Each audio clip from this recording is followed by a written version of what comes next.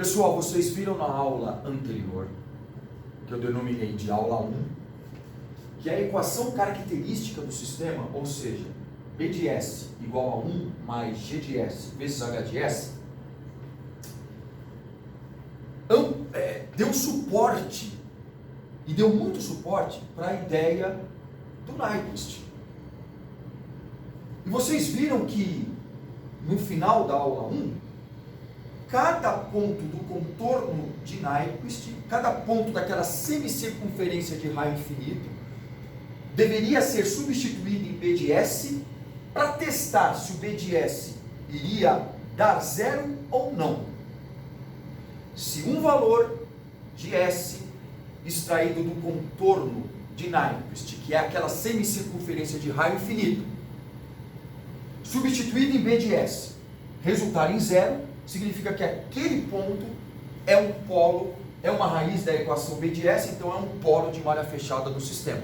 Portanto, o sistema será instável, porque todos os valores que eu tenho no contorno de Nyquist, naquela semicircunferência de raio infinito, situada no semiplano direito do plano complexo, todos aqueles valores são valores que representam polos instáveis. Muito bem. Então, a equação característica do sistema, ela deu um suporte para o desenvolvimento do critério de estabilidade de Nyquist.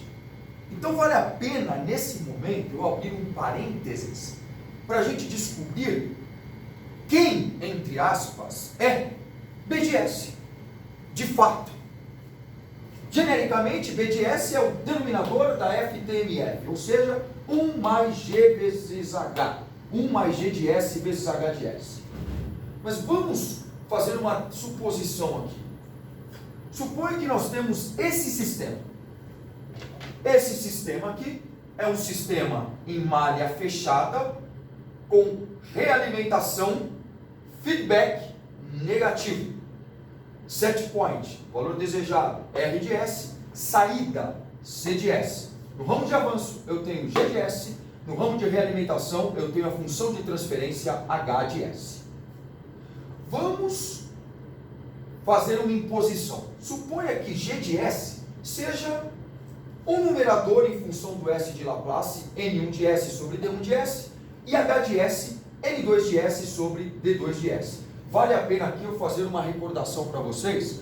Vocês lembram de controle 1?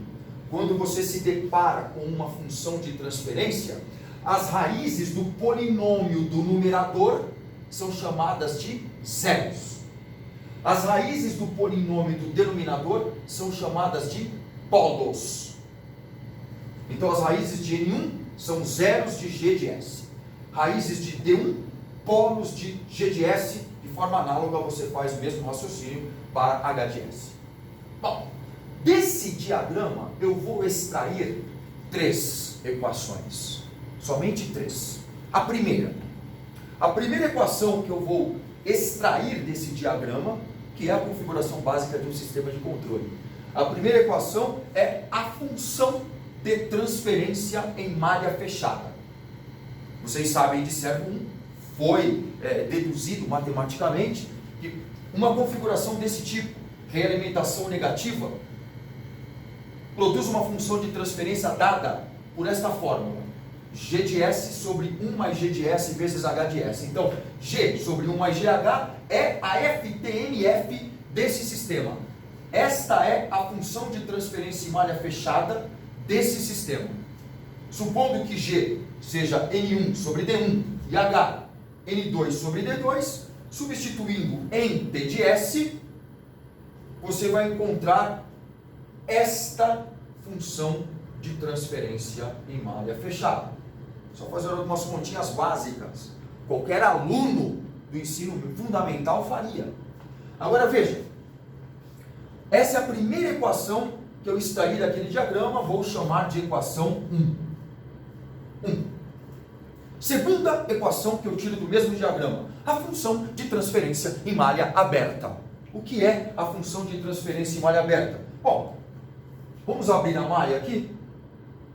Abrir a malha. A minha saída morre aqui.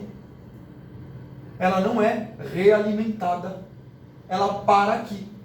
Então a função em malha aberta nada mais é do que G vezes H. Então G de S vezes H de S é a função de transferência em malha aberta do sistema. Vou fechar a malha novamente. Sabendo-se que G é N1 sobre D1 e H N2 sobre D2, é imediato o cálculo da função de transferência em malha aberta. N1 vezes N2 sobre D1 vezes D2. Segunda equação, vou chamar de equação 2. Aqui, equação 2. E a última equação que eu tiro daqui é a bendita equação característica do sistema dada por 1 mais GH, que é o denominador da FTMF. Vou calcular.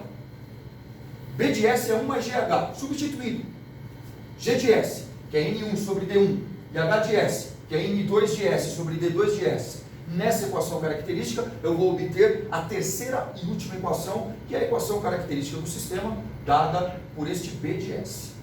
Observe, essa eu vou chamar de terceira equação. Vamos comparar as equações, mas antes, vamos revisar de novo aquela ideia de zeros e de polos. Olha para a função de transferência em malha fechada, equação 1. O numerador é um polinômio, o denominador é outro polinômio.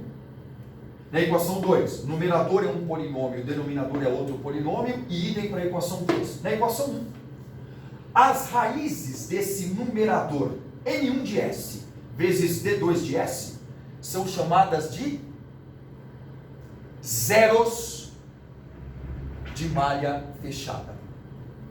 Porque estes zeros são oriundos da função de transferência em malha fechada. As raízes do polinômio do denominador são chamadas de polos de malha fechada, porque são as raízes do polinômio do denominador da função de transferência em malha fechada. De forma análoga, as raízes do numerador da equação 2, já que a equação 2 é função de transferência em malha aberta, as raízes do numerador da equação 2 são chamadas de zeros de malha aberta e as raízes do denominador, polos de malha aberta. Na terceira equação, a terceira equação é a equação característica do sistema. As raízes do polinômio do numerador são chamadas de zeros da equação característica do sistema. E as raízes do polinômio do denominador são chamadas de polos da equação característica do sistema. Agora, compare a equação 3 com a equação 1. Qual é a semelhança? Observe que o numerador da equação 3, o numerador da equação característica do sistema, é um polinômio idêntico ao denominador da função de transferência em malha fechada. O que você conclui com isso? Que as raízes desse polinômio são iguais às raízes desse outro polinômio. Portanto, os zeros da equação característica do sistema, vou até escrever, zeros de B de S são iguais aos polos de malha fechada do sistema. Polos de malha fechada. Olha que interessante. Os zeros da equação característica do sistema são iguais aos polos de malha fechada do sistema. Outra comparação. Compare a equação 3 com a equação 2. Semelhança está no denominador. O denominador da equação 3, o denominador da equação característica é um polinômio idêntico ao denominador da função de transferência em malha aberta do sistema. Portanto, você pode concluir que os polos da equação característica do sistema, ou seja, polos de B de S, são iguais aos polos de malha aberta. Polos de malha aberta do sistema. Essa é a característica primordial da equação característica do sistema. Resumindo, os zeros da equação característica do sistema, na verdade, são polos de malha fechada. E os polos da equação característica do sistema, na verdade, são polos de malha aberta. Eu tenho polos em cima e polos embaixo. Em cima são os polos de malha fechada. Embaixo, no denominador, os polos de malha aberta. Pessoal, tudo que eu falei sobre a equação característica do sistema, ou seja, essas duas considerações que eu aqui destaquei sobre a equação característica do sistema, e tudo isso que eu expliquei até agora sobre o critério de Nyquist, é claro que está descrito nesse arquivo, cujo título é Critério de Estabilidade de Nyquist, vocês já sabem disso. Esse arquivo está disponível no Moodle já há algum tempo e continua lá. Eu pedi para vocês terem isso em mãos, está tudo aqui. E essa demonstração matemática sobre a equação característica que eu acabei de fazer é o que corresponde à prova contida na página 6 desse arquivo, que eu deixei em branco justamente para vocês preencherem quando eu fizesse essa prova, ok? Continuando então, vamos fazer o seguinte: B de S é a equação característica do sistema, a nossa equação. Lembra daquela semicircunferência de raio infinito e situada no semiplano direito do plano complexo? Desenhei novamente essa semicircunferência aqui. Ela tem raio infinito. Aqui. Então ela cobre todo o semiplano direito. O sentido aqui é sempre no horário. Essa semicircunferência de raio infinito e situada no semiplano direito, se eu ainda não falei, vou falar agora. Ela tem um nome. O nome dessa semicircunferência de raio infinito e situada no semiplano direito do plano complexo é contorno ou caminho de Nyquist. Ok.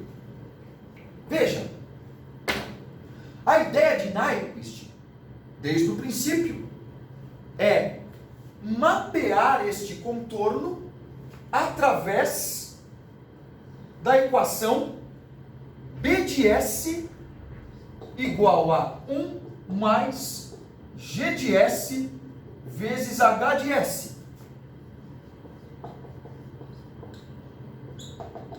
Ok? Quando você extrai um valor daqui, deste contorno, por exemplo, S1, e substitui em B de S, você calcula o B de S1. Vou pegar outro ponto, S2. Substitua o valor em B de S, você calcula B de S2. Se você calcular o valor de B de S para cada S desse contorno, você terá mapeado todo este contorno através de B de S. Essa é a proposta do Nyquist. Claro que, quando você mapeia este contorno através de uma função complexa, você gera novos números complexos. E claro que se você colocar esses novos números complexos em um plano complexo novo, eixo real e eixo imaginário, é claro que você vai obter uma outra figura, um outro gráfico. Não sei qual o formato dele. Nós estamos trabalhando com funções genéricas. Então, só para limpar, temos aqui um contorno proposto pelo Nyquist, chamado contorno de Nyquist, que nada mais é do que uma semicircunferência de raio infinito situada no semiplano direito do plano complexo. Nyquist resolve mapear este contorno através da equação característica do sistema. O que é mapear este contorno? Pega o valor de S1, substitui em B de S, calcula B de S1, faça isso para todos os pontos do contorno, você terá mapeado todo o contorno através de B de S. Claro que aqui você vai ter um conjunto de números complexos, porque B de S é uma função complexa, e S é um número complexo. Então o resultado é um outro número complexo, que se você plotar num novo plano complexo, você vai obter uma outra figura, ou seja, um outro diagrama. Esse outro diagrama tem um nome.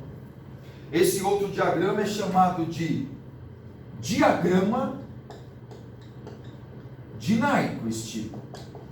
Aí você pode estar pensando, poxa, todos os valores desse contorno são muitos valores para substituir na equação característica. Claro, e são mesmo. Analiticamente, humanamente, é impossível fazer isso de forma analítica. Isso aqui é um trabalho computacional. Inclusive existe um comando no MATLAB chamado Nyquist, que plota para você o diagrama de Nyquist, que mapeia este contorno através da função complexa. Analiticamente, se quisermos fazer isso de forma analítica, claro que nós não vamos mapear todos os pontos desse contorno. Nós vamos mapear apenas alguns pontos para obter como resultado um esboço, uma aproximação do diagrama de Nyquist real. Mas isso é assunto para a semana que vem. Por enquanto, vamos nos reservar a esse nosso assunto atual.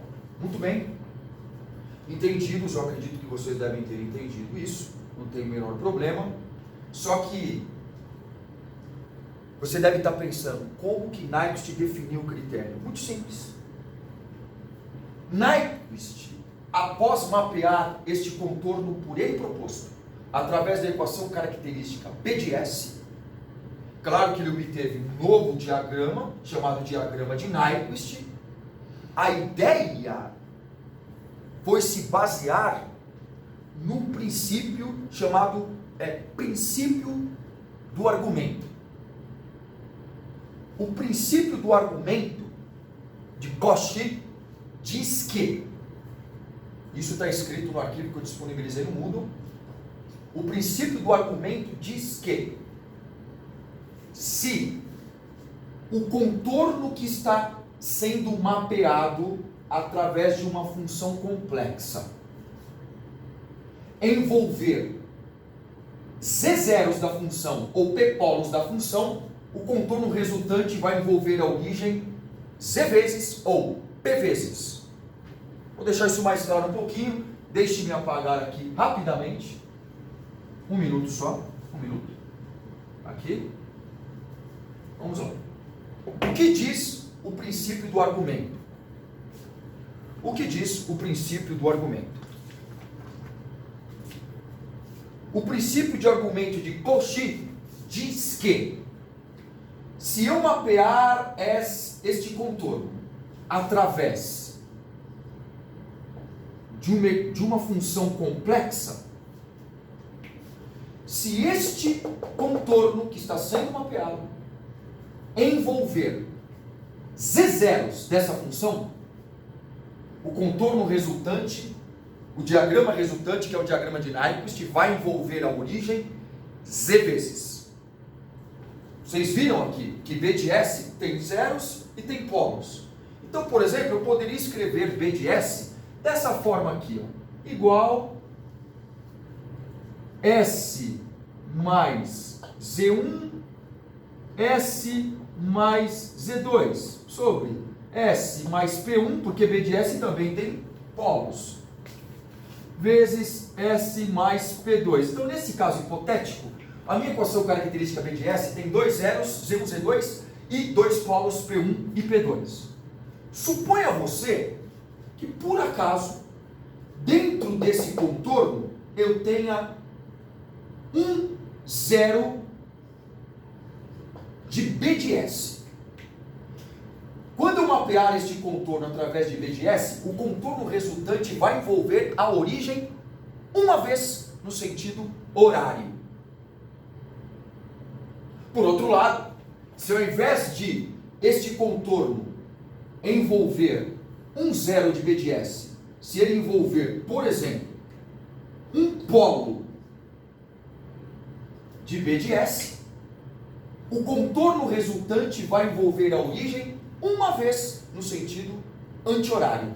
Se por acaso este contorno envolver dois polos de B de S, o contorno resultante vai envolver a origem duas vezes no sentido anti-horário. Se este contorno envolver somente um polo de B de S, o contorno resultante vai envolver uma vez a origem no sentido anti-horário. Esse é o princípio do argumento de Cauchy. Um outro detalhe importante. Suponha você que esse contorno por acaso envolva um polo e um zero de B de S. Então o contorno resultante não vai envolver a origem, porque esse zero produz um envolvimento no sentido horário em torno da origem, e esse polo produz no diagrama resultante um envolvimento no sentido anti-horário em torno da origem. Um anula o efeito do outro. Então o contorno resultante, que é o diagrama de Nyquist, não vai envolver a origem nenhuma vez. Para resumir, o princípio do argumento de Cauchy diz que se o contorno a ser mapeado por uma função complexa envolver z zeros da função complexa, o contorno resultante vai envolver a origem z vezes no sentido horário. Se, por acaso, o contorno a ser mapeado envolver p polos da função complexa, que está mapeando o contorno resultante vai envolver a origem p vezes, só que no sentido anti-horário. Esse é o princípio do argumento de Cauchy. Eu vou provar isso para você, não de forma analítica, mas de forma gráfica. Existe um software chamado GeoGebra, e ali dá para demonstrar exatamente o princípio do argumento de Cauchy, que é o que eu vou demonstrar para vocês agora. O link desse exemplo que eu vou demonstrar para você está também no arquivo disponibilizado no Moodle. Está lá no arquivo. Só pegar o link e acessar e ficar brincando lá com o GeoGebra sem problema algum. Então, deixe-me mostrar isso para vocês no GeoGebra. As luzes. E veja bem.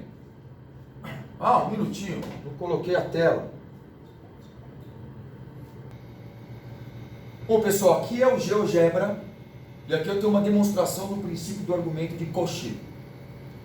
Como vocês podem ver aqui, a minha função genérica é G de S, que poderia ser B de S. Então, onde você lê G de S, entenda como B de S com a sua característica, só para ficar dentro do que a gente está falando.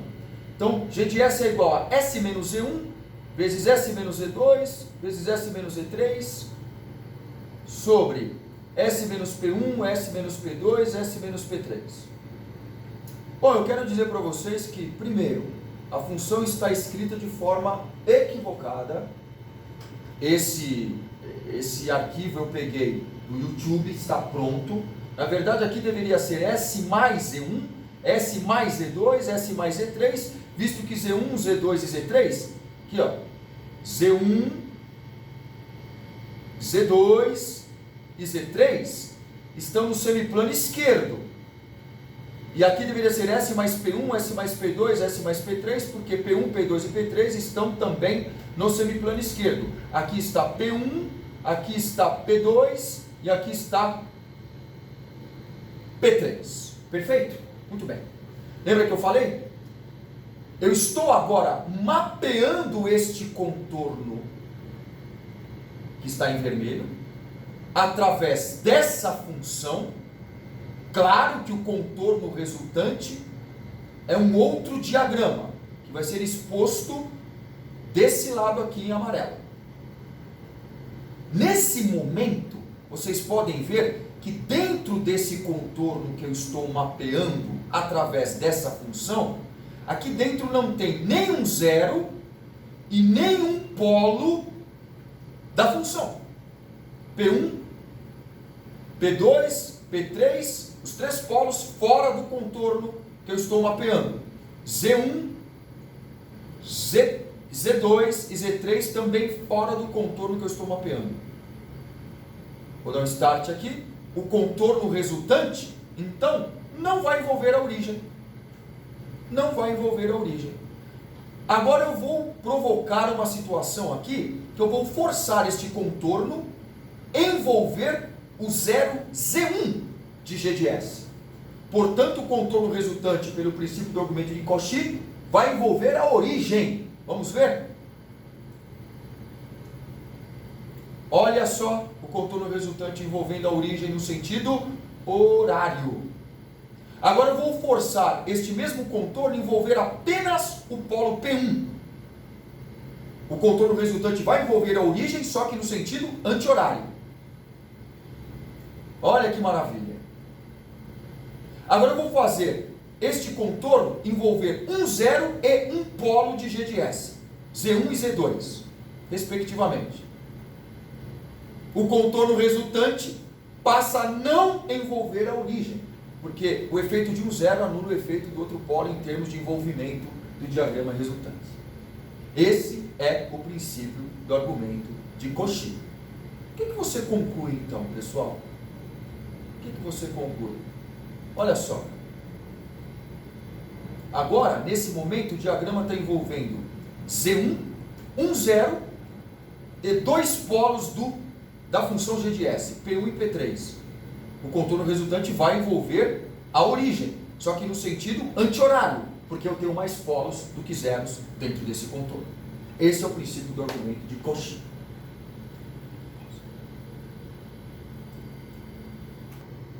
Bom, pessoal, estou quase chegando ao fim da explicação sobre critério de estabilidade de Nyquist.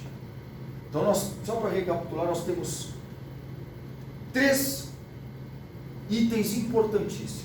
Primeiro, o contorno de Nyquist, dado pela semicircunferência de raio infinito e situada no semiplano direito do plano complexo.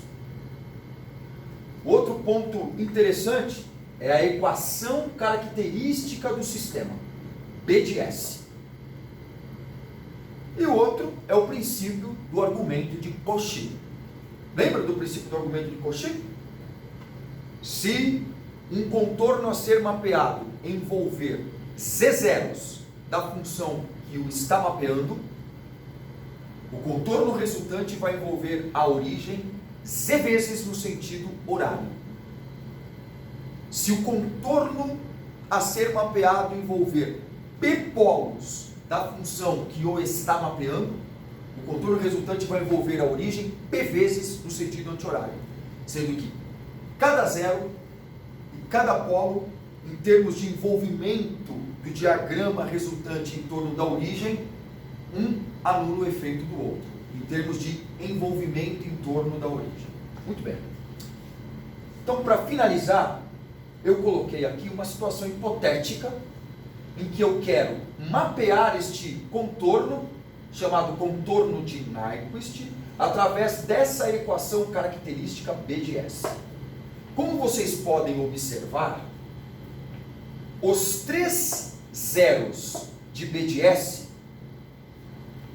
estão dentro do contorno que eu estou mapeando.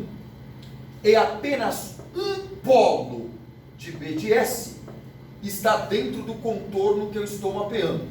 Os outros 2 polos estão fora do contorno que eu estou mapeando. Portanto, pessoal, pelo princípio do argumento de Cauchy, o contorno resultante vai envolver a origem quantas vezes no sentido horário ou anti-horário? Bom, o contorno que está sendo mapeado contém 3 zeros da equação característica e um polo da equação característica. Lembra que eu falei? Em termos de envolvimento do diagrama resultante em torno da origem, um polo sempre tira o efeito de um zero. Portanto, já que eu tenho aqui dentro do contorno 3 zeros de BDS e um polo de BDS, o contorno resultante vai envolver a origem 1, 2, 3 vezes no sentido horário e uma vez no anti-horário. O envolvimento no anti-horário anula o envolvimento no horário. Portanto, o contorno resultante vai envolver a origem 2 vezes no horário.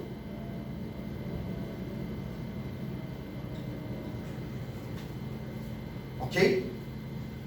A segunda e última situação. Aqui é uma outra situação, inclusive.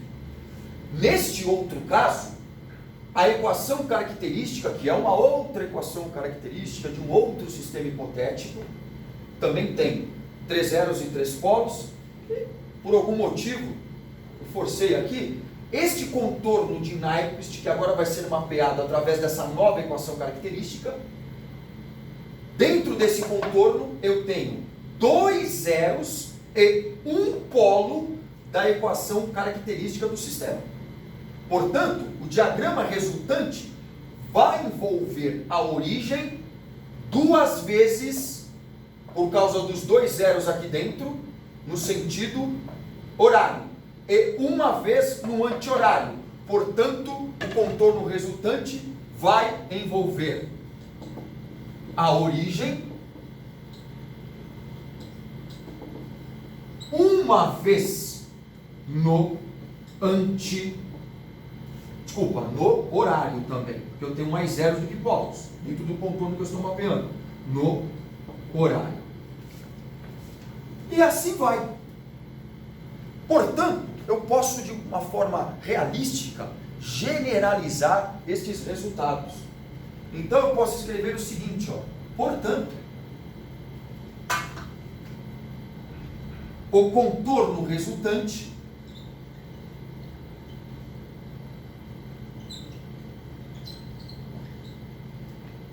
vai envolver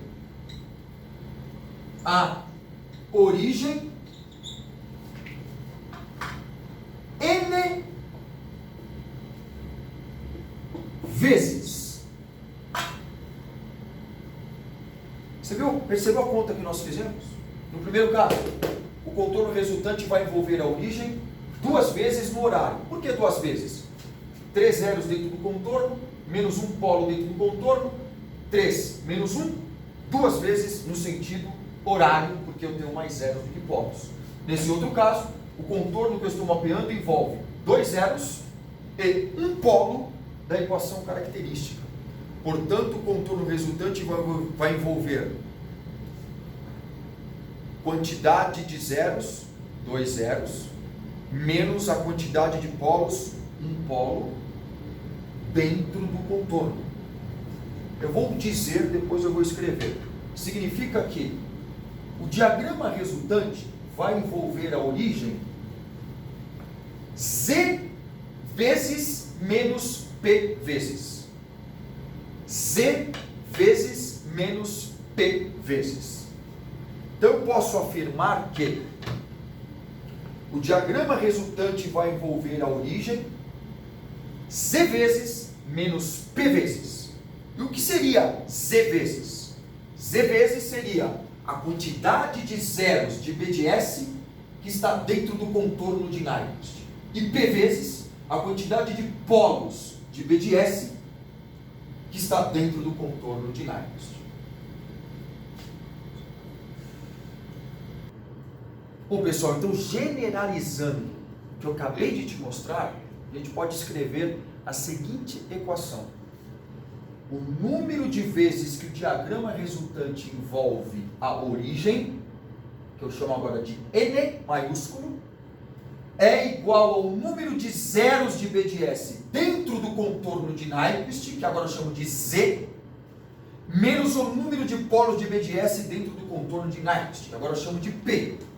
Isso resulta na seguinte equação, de que N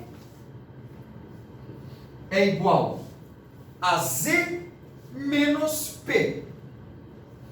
Z menos P. Vou isolar o Z. De propósito, vocês vão saber por que daqui um pouco. Isolando o Z, eu concluo que Z é igual a P mais N. Destaque para essa equação. Destaque para essa equação. Z é igual a P mais N. Agora vamos lá. O que é Z? Z é um número de zeros da equação característica dentro do contorno de Nyquist. E P? P é o número de polos de B de S dentro do contorno de Nyquist. E N? N é o número de vezes que o diagrama resultante envolve a origem. Esse diagrama resultante, pessoal, quando você mapeia o contorno de Nyquist através de B de S, tem um nome. Esse diagrama resultante, ele é chamado de diagrama de Nyquist, como eu já havia mencionado. E como obter o diagrama de Nyquist? Semana que vem. Mas é isso. Quando você mapeia o contorno de Nyquist através de B de S, você gera um novo diagrama chamado diagrama de Nyquist. Quantas vezes esse diagrama de Nyquist vai envolver a origem? O número de zeros dentro do contorno de Nyquist menos o número de polos dentro do contorno de Nyquist. Sabendo-se que essa quantidade de zeros e essa quantidade de polos são zeros e polos da equação característica que mapeia o contorno de Nyquist. Isolei aqui o Z de propósito. Isolei o Z de propósito. Pessoal, então, isolando a equação final que eu obtive, a partir da segunda etapa, nós tínhamos o seguinte, que N é igual a Z menos P. Não vou escrever, só vou falar, está descrito no arquivo que está no Moodle. Mas olha só, N é o número de vezes que o diagrama resultante, que nós chamamos de diagrama de Nyquist, envolve a origem. N. Z é o número de zeros de B de S dentro do contorno de Nyquist. P é o número de polos de B de S dentro do contorno de Nyquist. Eu vou isolar o Z, como eu fiz anteriormente, vocês vão descobrir o porquê já já. Z é igual a P mais N. Pessoal, Z, eu já falei, eu vou repetir, vou até escrever aqui, ó. Z é número de zeros de B de S, aonde? Dentro do contorno de Nyquist. O P é o número de polos de B de S dentro do contorno de Nyquist. Perfeito. Perfeito. Lembra do começo da aula 2? Lembra que nós estudamos profundamente quem é, entre aspas, o tal do B de S?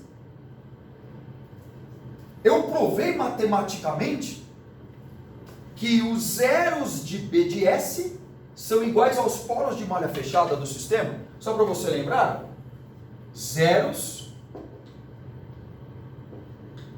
de B de S são iguais aos polos de malha fechada. E os polos de B de S são iguais aos polos de malha aberta.